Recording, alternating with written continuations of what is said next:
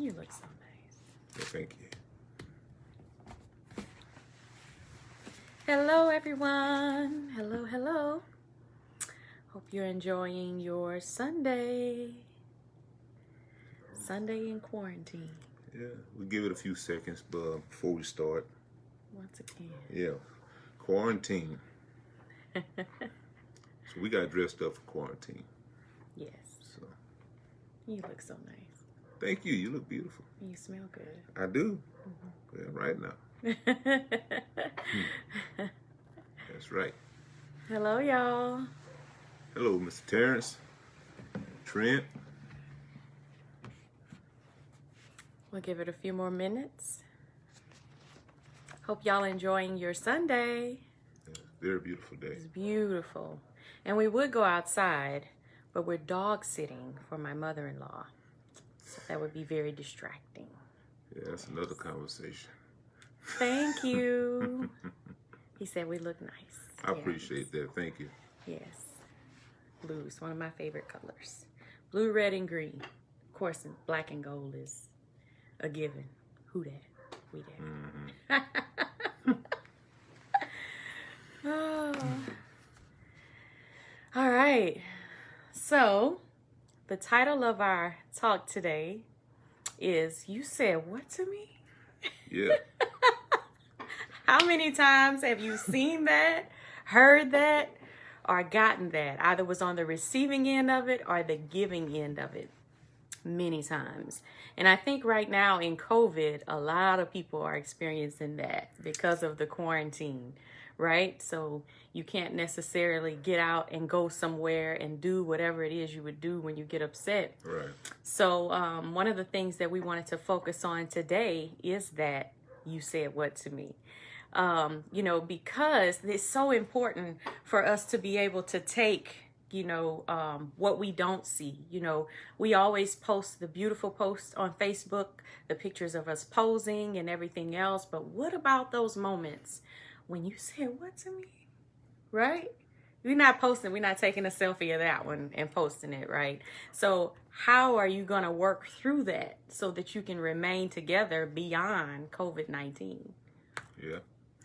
So, basically, we're speaking on communication lines. And again, with the COVID and everybody being quarantined and whatnot, it's almost like a marriage if you want to think about it. You start dating, which is like the first day or week of quarantine. It's like, okay, cool, this is nice. Because all of a sudden, everything just stops. You don't have to go to work. Kids out of school. I still had to work. Different situations as far as your everyday activities that you would normally do have been literally stopped.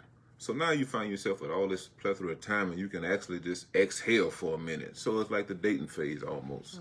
And then 3 days go by and all of a sudden it's like, okay, now we're serious. It's cool. Then the week goes by, it's like the marriage. Okay, we're married now. So we're still in the honeymoon phase. It hadn't got too bad. She's starting to move around and the room is getting smaller, about an hour. And you're like, you just kind of, your patience is starting to get a little lower, but you're still with them. Next thing you know, we're into the second week. Honeymoon phase is over with. And it's like the simplest things. Why'd you fix the coffee like that? Or what are we doing for breakfast? Why you open the blinds to the house? Like, it's just the smallest, minute things happen. And what it is basically cabin fever. Because now we're all frustrated. We're all out of our elements. And now we just want to go ahead and move around. So what would you? But can we talk a little bit about our experience? Because I think our experience is a little bit different. Because the challenge with us is that I remained working. His schedule changed, where he spent more time at home with the kids. And, it was the expectation of, okay, you're working. Well, the office closes at 5, but it's 7. Where are you? That type of feeling in the process, and actually being able to talk through that frustration and me listening to him and hearing him, because it's important that through this process of the quarantine, at first, that first week was okay. Okay, well, she's doing what she has to do. They have to get testing ramped up. They have to do this. They have to do that. Well, then the second week and then the third week. And he's like, okay, well, wait a minute. When is this going to get better? It's Friday. Office closes at 2. It's 5. You're still over there. What's going on? And I had to come home and sit down and say, okay, what can I do to help you in the process to this, to give you the time that you need? Because, when we talk about the languages of love, that's something, a book that we've read and something that we like to lean toward. One of his is quality time. So I have to make sure that I'm giving him quality time while doing what I love, which is number 1, being a nurse, number 2, taking care of the community, so it definitely was an interesting process, and it was a process that caused some frustration and could have really been bad. But because we took the time to sit down and say, okay, what can I do? And he said to me, what can I do to help you get through this process, and so that we both can enjoy spending time with each other when we are together? Because my needs were different from the needs of someone else who's in the house all the time. My need was, when I got home, I needed to be able to, number 1, I had to go straight to the shower because of testing. So once I get out the shower, I just want to lay in the bed just for a minute, because there's been so much throughout the day. My day starts at 5 o'clock. I'm in the office on Opelousas Street between 6:30 and 7 every morning. So it's a totally different process and experience, and I needed that time just to be able to get away a little bit. And then once I came out, I wanted to catch up on the news broadcast, what was going on, because I missed a lot during the day, and I have to stay up to speed as to what's going on because of the interviews and everything else that was going on. So I found that limiting and changing that time and taking out some time during the day to catch up on that helped us, because when I got home and I finished from the shower, I could put my phone down, I could disconnect and spend time that he's asking for with him and the kids, So that is very, very important. Hey, Gumbo, that's very, very important, So our experience was quite different, and it was very important that we gave each other the time that we were requesting. My time was give me a little time to, kind of let everything calm down. His time was, I want you to come sit next to me on the sofa and watch this movie and let me hug and squeeze on you, right? Well, I've been home all day. Right. With the kids. So I did my part. That's how I was feeling. And she's right. Honestly, I was COVID overload, if that makes sense. I mean, because you can't escape it. You go to work, and that's what you hear at work all day long, COVID. And of course, now the anxiety comes up, the somewhat stress and panic comes up, because people are worried about, because the normalcy has all but changed. Yes. Everything that we normally do, we can't do anymore. Right. So now you're trying to figure out, how do we adapt to this situation that we're currently in now? How do we continue to move forward? And like I said, she's on the front line. She is a hero. I'm very proud of her. But at the end of the day, I was just like, I'm COVID out. I go to work, it's COVID. I come home, it's COVID. And first thing she does is, like she said, she gets home, she has to go straight to the shower. We got a protocol that we do, a whole process. Even myself now, because I'm still working reduced hours, but I still work too. So now it's stop, derobe, decontaminate the clothes and everything, get to your restroom, shower, and now we try to figure out what's going on with the kids, how has their day been. Now we try to do with her, and now she wants to catch up on the news because she's been working all day long. And I had to stop, and like I told her, I feel selfish because I know that's her passion, that's her heart. This is not something new that she just started. So now I'm like, okay, but I still want my time. I'm still a husband. I still want my wife. Mm-hmm. I've lent my wife over to the medical community. I want her back now. That's a good way to put it. So we had to try to find a compromise and everything. And she was like, well, what's wrong? And I mean, I was like a little 5-year-old kid. I'm sitting there. Literally, I'm in my feelings. And I'm like, hey, look, we got to we got to find a middle ground or something, Yeah. because this is starting to get a little, it's frustrating now. And before it becomes a mountain, I want to deal with it now. Yeah. So we sat down and we addressed it, and it was very, very good, and it broke a lot of ground between the two of us. Because don't get me wrong, we have a healthy marriage, but if anybody that's watching this video that's in a relationship that is married, it's a day-to-day deal. Yes. We're not here to tell you that, hey, we figured it out, we have the roadmap, and everything is great in our life. We everyday people like you all.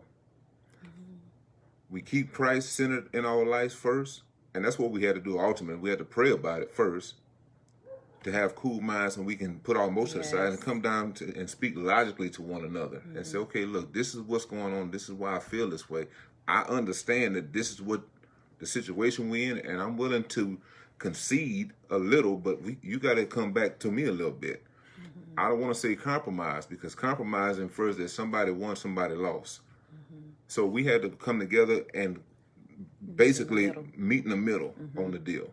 So I guess you can call it a negotiation, maybe, or whatever words you want to put on it. We good now. Yes. Hey, Catrice, we love you. And yes, Jessica, thank you so much. But yes, you're absolutely right in that. It's meeting in the middle. But I think the most important part in all of that is the simple fact that you just come together and talk. Even if the other one was upset. And the thing is, he didn't say anything. I noticed his body language. And that's what we want to talk about in that comment that we titled this talk. Because body language says a lot. Are you listening with your eyes and your ears, or are you just listening with your ears?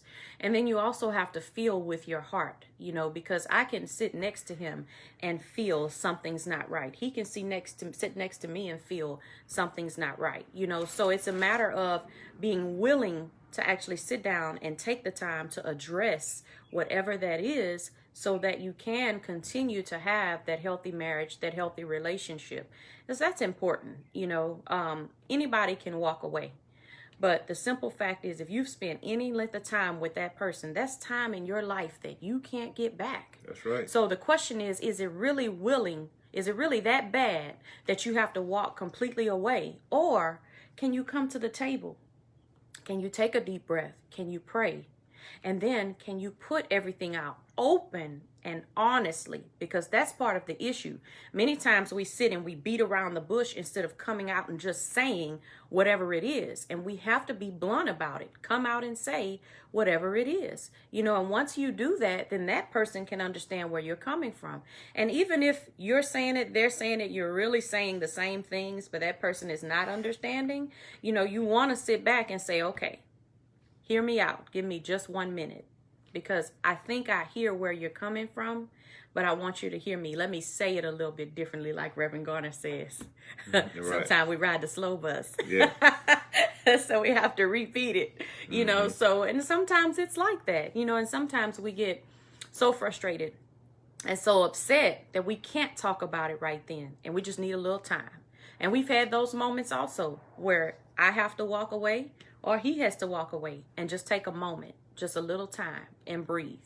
That way, when you come back to one another, your response is not on 10 instead of being on 4 or 5, where you're still passionate about what it is that you want to say, but it doesn't come across in such an aggressive manner that it turns off the one you love ever so much.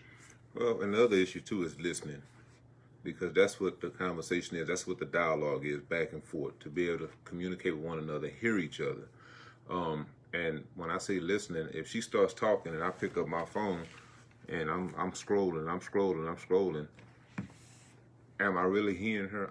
I hear her, but am I listening to what she's saying? So now what I just did was devalue her, escalated the situation a whole lot worse, and 9 times out of 10 it's going to cause conflict between the two of us, because she doesn't feel that she's being heard. She doesn't feel that she's being appreciated. And everybody wants to be heard. They want to be appreciated. What she's saying is of value. Again, it might not be the same. She's in the medical field. I don't know a whole lot about the medical field, but because she's interested in it, I will listen. And then I got to tell her, hey, look, I ride the slow bus. You throwing all these big words at me that I can't pronounce or even spell. So you got to break this thing down to me so I can follow you. Mm-hmm. And a lot of times, what I had to think about was she'll come home and she'll tell me about her day or the other job she used to work at when she worked at the city. She would sit there and she would just start talking. And I'd be like, pause. She said, what? First off, who you talking about? Because I don't know these people. In her mind, she's on replay as if I'm right there with her the whole time. So I don't know who you talking about. I don't know who this particular character is. I don't know the context of the conversation. You just started talking. And I'm like, slow down. You left me. I want to catch up with you. Mm-hmm. And I realized she get that from her mama because her mama do that too. So and I haven't had to tell her mama slow down for me because I won't do that. But I'm like, I see where that comes from now. Now it makes sense. But and the kids had to tell her that a few times. She thought I was just picking with her. But the kids had to tell you that a few times. And she's like, okay, all right. I'm like, nah. Well, because we when I get home, we sit down and we eat.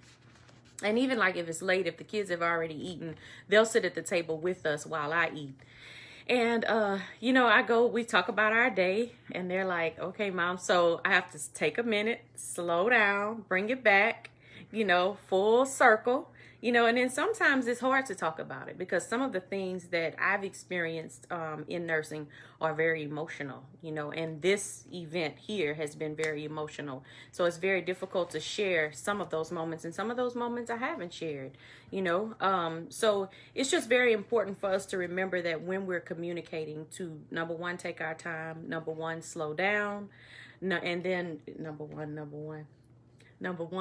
Yeah, see? That is right there. Y'all got to see it firsthand. This is what I'm talking about. I'm doing my best, Gumbo. I'm tired, y'all. Hey, Erica. Good to see you. Marsha, good to see you all. Thank y'all for watching this. Yes, indeed. But definitely slowing down, taking our time, And then there's moments where I'm just quiet and he just holds me, and I shed whatever tears I need to shed because it's hard sometimes to get out what that feeling is, what that emotion is, in that moment, especially nurses, y'all definitely can understand and hear me, or anyone working in the healthcare field. It's been quite emotional, so we just definitely want everyone to take your time, talk to each other, really talk to each other and hear each other visually, hear each other with your ears, and feel each other with your hearts. That is so very important, especially in this time. We talked to someone yesterday who said a couple had been married for over 30 years. And as soon as COVID is over, they're going their separate ways. And that hurt us.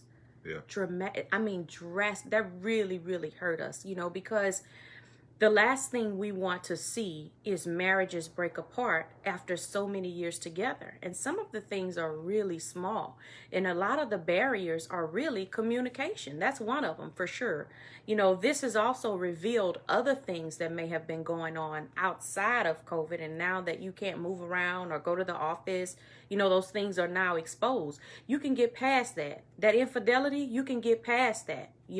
We got past that. And financial woes, you can get past that. You can create a plan. If you love that person and he loves you or she loves you, hey, guess what? At the end of the day, as long as you're willing to stay together, you can work through the hard times, those tough moments, those really tough moments. Please, I can't stress it enough, If you call yourself a Christian and you truly believe in Jesus Christ, the word says to love Christ as Christ, to love God. God loves Christ as he loves us. Mm-hmm. So in other words, I know I didn't say it correctly. Don't quote me on it. But what I'm trying to tell you is the same way, if you love Jesus Christ and you believe in Jesus Christ and you believe in your spouse, because that's what it's all about. Mm-hmm. God wants us to be together. That's what the whole union is about. Love your wife as Christ loved the church. That's what I'm. That is. Yeah. That's why I married her. So, and that's why we do this together, because she gonna balance me out, y'all. So I'm trying to if you got to have God in the midst of it all, and that's what made us get over a lot of the things that we had to deal with in our marriage, you know. And I learned to accept, to forgive, because if I expect God to forgive my sins, but I can't forgive my wife, or my wife can't forgive me, what are we doing here? That's right. That's right. Are we playing church, so to speak? You know, so that's why it's very important. And I mean, I don't want to come off preaching to everybody, but when you sit there and read that word and you really understand that word, it breaks it down for you, what marriage is meant to be, why God gave us a helpmate, why we work together, why we are joined. And when he says, when two come together, you become one. So that's what this is about, oneness. Whatever, if you need to go to the living room and she has to go to the kitchen, or he has to go to the go outside, whatever, come back together. Yes. Cool off, but come back together. That's what Reverend Fondell told us. That's right. He sure did. He said to go, never leave the house. The Reverend Fondell married us 17 years ago. And he said, go out the back door, get you something cool, and come right back in the front, but don't leave your house. That's right. He said go out the front door, but come back through the back door. Oh, okay. Yeah, I know something like that. We make the circle. Yes, yes. So, but just want to kind of touch base with all you guys, man, and just encourage you all. I you know, and just accept the fact that, hey, look, this is not going to be what it used to be. And I would, you know, challenge you all to look at your relationship the same way and say, okay, look, we got all this time together. What dreams? Her and I have been sitting down planning. Yes. You know, hey, look, what about next year, or what about 2 years from now? What do we see? Yeah. We're trying to adjust our lifestyle to what we want to do. Because even now, short term. Yeah, short term as well as long term, you know. And we're sitting up planning, and, you know, what we want to do at the house, what vehicles we may be thinking about doing. We're trying to get ready for our kids now, because now we have a junior and a freshman in the house. Yay. So the next 5 years is going to look totally different in our house. We'll be empty nesters. Yep. So that's the things you need to think about. So take this time. We all went into this thing not knowing. But how good would it be when you come out of it to have an idea, to have some direction, and you know what's going on? That's right. Donnie, you can't be locking Gumbo out. That ain't good. Bro, I'm going to come see you, man. I'm going to give you a master key. She can't lock you out. You better go through any door. I got this special key for you. It's called an axe. But, it's going to be good. Yes, indeed. Can't be locking Gumbo out. Y'all, he smells really good. So we're going to have to let y'all go. But wait, we got dressed up for you all. Because it's Sunday. Yes. And we say, you know what, we could have came on with our pajamas and stuff, but you know what, we're going to make the best of this. So this is our best presentation for you guys. So we hope you appreciate it. Yes. And y'all have a wonderful Sunday. Enjoy yourselves and do something fun. Do too. Oh, yes. So we actually we'd started our YouTube page a few weeks ago, but he actually recorded his first video solo. I was at work. Yeah, I did a great job. She says so. So we're going to be adding more things to our YouTube page, but we're going to add a link when this video is over with. Please go and subscribe. If we get 1,000 subscribers, we know it may take a little bit of time. Then we can have more that we can do on YouTube. We could go live. We can have a community, all these different things, and we would love to do that. So please spread the word. Tenacity in Marriage is our ministry. Unfortunately, Facebook wouldn't allow us to change the Ashworths to Tenacity in Marriage. I tried to send them something. They wouldn't do it. So our YouTube is definitely Tenacity in Marriage. And our Facebook will continue to be the Ashworths. So we pray that you had fun today, that you were able to laugh today, but then also take in some very important tips and tools and tricks. And feel free to reach out to us. I mean, we don't have a problem, you know, praying with you guys, talking with you guys. I mean, you know, even if it's just I'm willing to sit there and just listen. You know, sometimes you don't want to have somebody say, you just want somebody that you can trust and feel. So right. In our ministry as deacon and deaconess, that's what we do, and that's what we always want to help our tribe with, as well as our church members. So if we love Jesus Christ, and we're not selfish. We just want to be available to our church. We're available to you guys too that watches us and support us. So I just wanted to say that. Awesome. Yes, indeed. So thank y'all. So wonderful to see y'all again. Be blessed. God say the same. We do plan on seeing you. Will it be next? It'll be Sunday after next. But we may record a video and post it because you'll be working next Sunday. It might be a late video. Yeah. We'll see how it goes. But we definitely want to see y'all more. So y'all keep us in prayer. We'll keep you in prayer. Don't hesitate to reach out. I think the furthest person who's reached out to us was from Nevada. That's the furthest person that has reached out. Right. Yeah. So, you know, people are definitely reaching out from all over, and we thank God for that we're able to help. So we're right here at home with most of you. So don't hesitate. We're here for you. Y'all be blessed. Take care. Bye.